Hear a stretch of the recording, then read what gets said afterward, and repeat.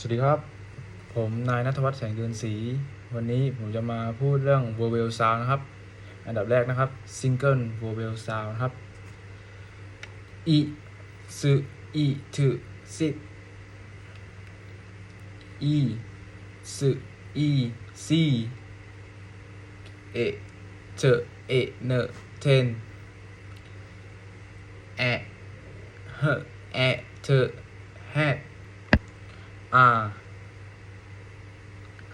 เมอามออเกอเธกอดอสึอซออุเพอุเธพุทอูเธอูทูอะคืออะเพครับเฟเฟเอเดเจโอจูอีเฮแอเพอี happy ต่อไปนะครับเป็น double vowel sound a e เพ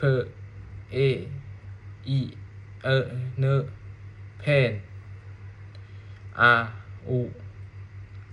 เฮอาอูเมโฮมอาอีเฟอาอีเนไฟอู now นาอู now ออีเธอออี toy อีเนอีnear เอเฮเอเฮอูเชอู